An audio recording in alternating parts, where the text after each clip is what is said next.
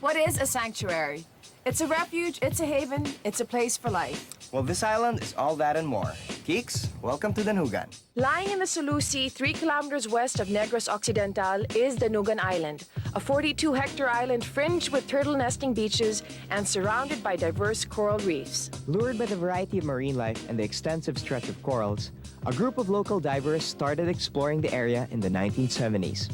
But as the years progressed, unsustainable fishing methods employed by the locals gradually destroyed the coral and marine life in Danjugan until there was almost nothing left. Clearly, something had to be done, and the same group of divers, led by my dad, Jerry Ledesma, decided enough was enough.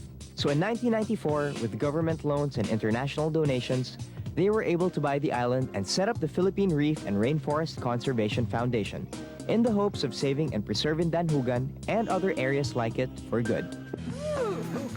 Geeks, I want you to meet Jerry Ledesma. Okay, this man, aside from many other things, also happens to be my dad. Oh.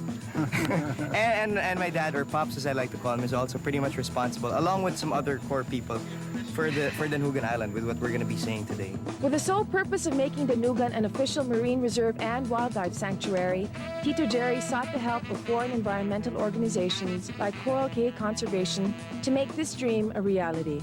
Along with their Filipino counterparts, these foreign volunteers worked tirelessly, conducting reef surveys, establishing alternative livelihood programs for local fishermen, and holding marine camps for local students to teach them about environmental preservation. We have to work with communities, get them away from some of their traditional fishing areas, educate them, get them to support, because in the end, they'll be the stewards of this area. Finally, in the year 2000, all the hard work paid off. Danjugan was officially declared a marine reserve and wildlife sanctuary, having restored and protected 6 ecosystems, more than 70 species of birds, 9 species of bats, and hundreds of plant and other animal species in its waters and forest cover. And to top it off, Danjugan was declared the best managed reef of 2001. Show us the way. Just remember, Carlo, the only thing you can pick and bring home here is your nose, okay? All right. We've explored the surface of Danjugan, but to truly appreciate the conservation efforts that go behind it, we're gonna have to go under it. We're going diving. Survey diving plays an important role in coral reef conservation. Here, pairs of divers take note of the number of corals and fish found within a certain grid. Scientists, in turn, use the information to check the sea's progress, whether particular areas of coral and its marine residents have improved or not. Clearly, this wasn't one of those recreational fun dives that we usually do on Gameplan. So Carlo and I were quite eager to lend a helping hand. Akiko, you'll be doing fish. Okay. Carlo, corals. Okay. So I just jot down all the fishes I see? Usually we identify the fish and sort them into sizes. We have this transect. So what we're doing is a point intercept technique. In every point, 5 centimeters, you identify what's in it.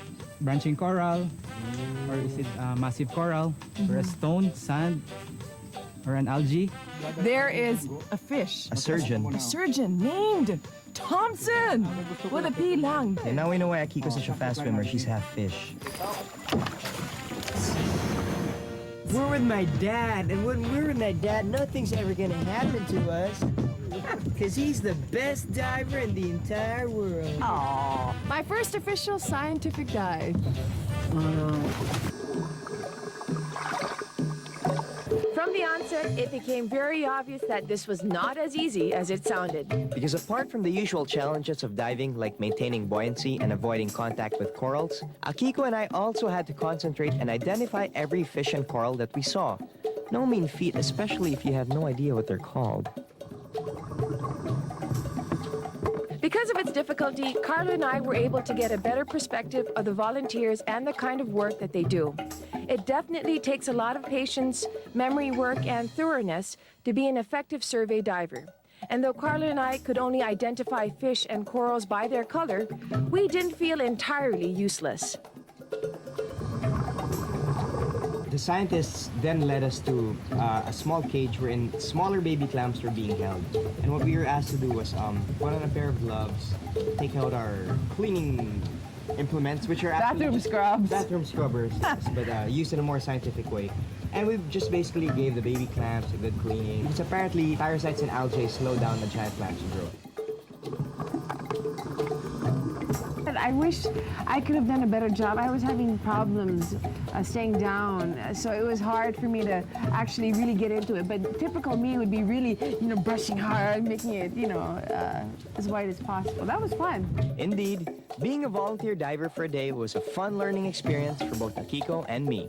On a more personal note, it also gave me a glimpse of how Danjugan's reefs had made a complete turnaround from graveyard to marine utopia. When I used to go there as a kid, I would notice a lot of evidence from dynamite blasting. And when I dove this time around, I realized that all the evidence of destruction was gone. For that to turn into the place we were diving now, it was so inspiring. Diving Danjugan's now bountiful waters certainly whetted my newbie appetite for more of what the island had to offer. And luckily for me, our environmental adventures were far from over.